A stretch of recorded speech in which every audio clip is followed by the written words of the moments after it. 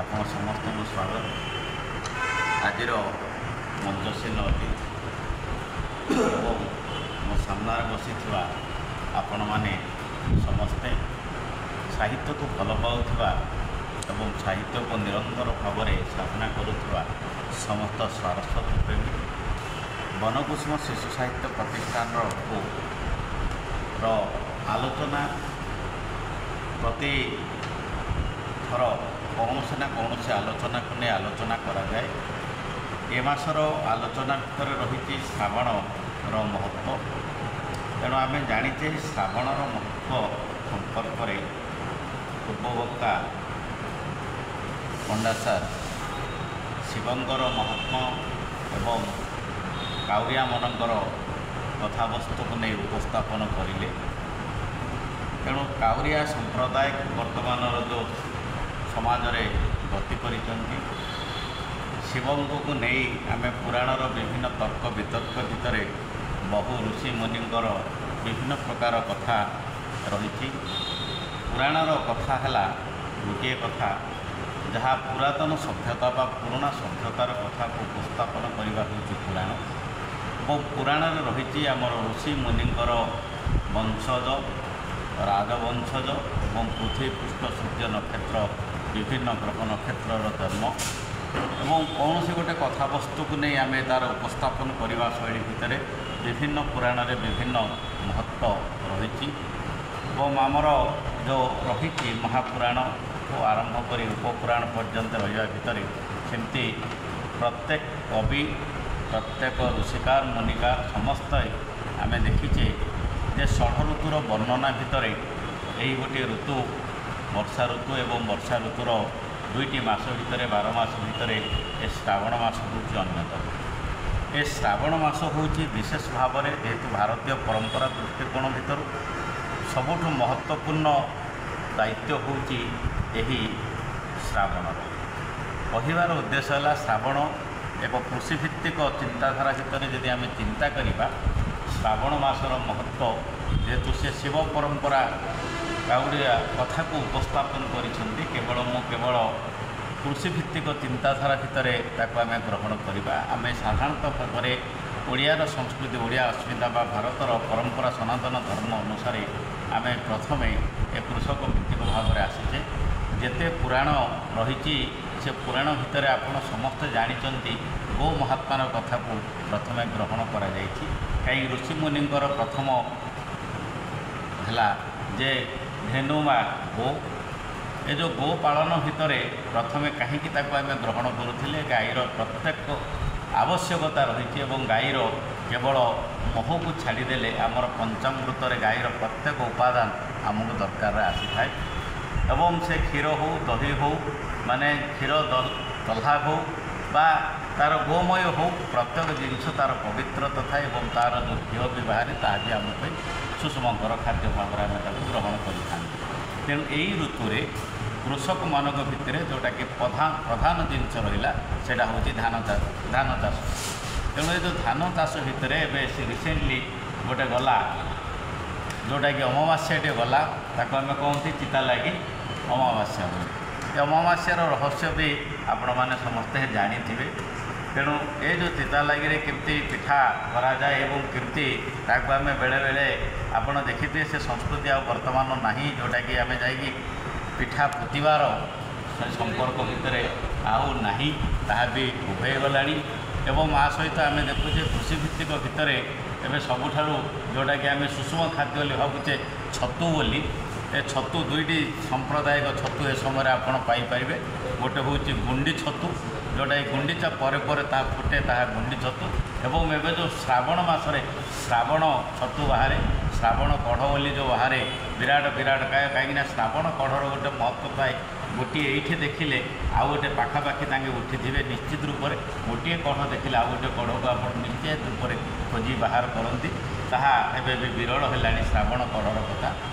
ଆଉ ରହିଲା ଆମେ ଯେଉଁ ଆସିବା ଦଶାଭିତ୍ତିକ ଭାବରେ ପରେ ପରେ ବଳରାମ ଜନ୍ମ କଥାକୁ ଯେତେବେଳେ ଆସିବା, ପୂର୍ଣ୍ଣମାକୁ ଯେତେବେଳେ ଆସୁଛେ, କାହିଁକି ଆମେ 2ଟି ଯାକ କଥାକୁ ଆମେ ଚିନ୍ତା କରୁଛେ, ସଂକ୍ରାନ୍ତି ଏବଂ ପୂର୍ଣ୍ଣମାକୁ 2ଟି ଯାକ ଚାନ୍ଦ୍ରାୟଣ ବ୍ରତ ଅନୁସାରେ ଏବଂ ସୌର ଚାଳନା ଅନୁସାରେ ପୂର୍ଣ୍ଣମୀ ଏବଂ रहिला संक्रांति को उभय को जो सुविधा होती से अनुसार आम मासर गणना करें। तेणु जो आम देखुचे ये बलदेवर जन्म कथा जोटा कि रक्षा पूर्णमर कथा जी कहुच्छी बर्तमान रक्षा पूर्णिमा तार परिवर्तन हो सारा कृषिभित्तिक भाव में बलरामर जन्मदिन को आम रक्षाबंधन कार्यक्रम भाव में ग्रहण करुले। ये ग्रहण करुले कृषकटे अक्षी तृतीय से तार कार्य आरंभ करे मंडी जोटा कि धान बुणवा आरंभ करे लंगल चाष मुंडी धरी आरंभ करें एवं ये जो पूर्णिमा बलदेवर जन्म बेलू तार समस्त काम सरी जाए खेलुआठू आरंभ कर गति पकड़ा पर्यटन प्रत्येक काम सरीगला तार बलरामर आयुध जहाँ थी लंगल से गुड़ी को कौन कर तार जहाँ सब कृषि जंत्रपाति गुड़ी को सी बाहर कर धुआधुई कर कोड़ी शावल पर्यंत खोसाणी आरंभ कर प्रत्येक जिनस को सी रखे और पूजा करे और ताकू पूजा करने सहित ये कृषक को सहयोग करुवा गाई गोरु ओढ़ महिषी आदि समस्त ए दिन सी कौन करे गाधुआ पाधुआ कर चंदन सिंदूर दे ताकू गाधाए एवं पूजा करे और आ सहित खासियत गोटे जिनस थाए जोटा कि गाई गोबरा बोली कहुए ताहा माध्यम झड़ा जाए कहीं वर्षक थर छाड़ा द्वारा यही आषाढ़ मास पर जो विभिन्न प्रकार जो फाटुआ रोग बोली गोटे सृष्टि हुए बसंत रोग बोली जो सृष्टि हुए से उपशम करने आम चंदन सिंदूर जो हलदी देवा सहित आ सहित आम गाई गोबरा मध्यम आम पशु मानक आम झाड़ी था। तेणु ये जो माध्यम थिला से समय श्रावण मासर कर्तव्य भितर आमर जेहेतु से आमको कृषि सहायता करें और से आम से पालन करने द्वारा आम विभिन्न प्रकार उपाय तार व्यवसायकरण भितर जमी गाई सेवा करने द्वारा क्षीर बिक्री करुले दही बिक्री करुले घी बिक्री करुले विभिन्न प्रकार मध्यम तार आम उपशम करने सहित कृषि क्षेत्र में नाना प्रकार उपाय अवलंबन करें। तेणु ये जो श्रावण भितर वर्तमान जो आम पाखे पहुँची जाइए नुआ नुआ तथ्य गुड़िक पहुँची बर्तमान राखी पूर्णिमाटा जे केवल सीधा सड़क भाव में रेशम सूतार डोरी भितर बंधा हो जीवनटा अतिबाहित होगला। बर्तमान काउरिया मनकर जो सभ्यता भितर पहुँची आछि भोलानाथ जहाँ भगवान चिंताधारा भितर ताहा केते दूर कौन ताहा आमे कहवा आक्षेप करवा ठीक नुह। किंतु जो सांप्रतिक समाज भितर श्रावण मासर महत्व को गुरुत्व को आम देखा सहित आपाई आउ गोटे विशिष्ट कारण हूँ श्रावण मसरे निरामिष आम खाती खाइबार उद्देश्य है जमी जल नदी जमी गर्भवती हुए माछ मैंने सेमती गर्भवती हुए। तेणु ए समय माछ गुड़िकर अनेक गुड़िए भाव में डिम्ब दिया आरंभ कर तेणु जहाँफल गर्भवती थी माछ मन को खाइबा निषेध हिसाब से भ्रूण हत्या दोष हिसाब से आम निरामिष करुचे। तेणु ए दृष्टिकोण आम माछ केवल गोटे आमिष भाव में ग्रहण करुले कि माछ को छाड़ा कौन जिनस खाऊन कि सबकि आम खाईपे। तेणु गर्भवती यदि गाई माने माछ है ताहले अन्य सब आमिष प्रमिष खाऊचे।